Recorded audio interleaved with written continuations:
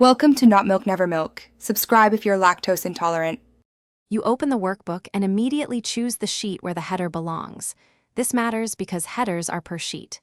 Next, go to Insert, then Header and Footer, or switch to View Page Layout to edit directly. Pick whether you need plain text, dynamic fields like page number or file name, or an image logo. Each behaves differently when printing. Once done, type or insert the element, and make sure you click outside the header area to register the change. Don't assume Save did it automatically. With the header open, use the Header and Footer Tools Design tab to add, align, and format elements.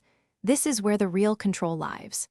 Insert codes like &page for and page or and date for automated content, and then set font size, bold, or color so the header prints consistently.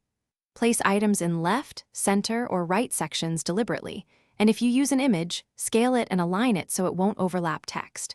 Once formatted, preview and print preview to confirm spacing and legibility. Finish by checking File Print or Print Preview to confirm the header's position relative to margins. Printing reveals issues screen mode can hide.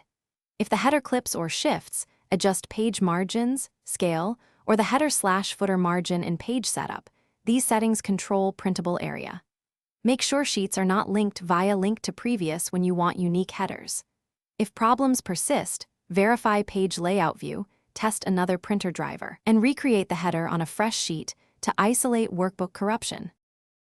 Thanks for watching. If this was helpful, leave a like and consider subscribing. See you next time.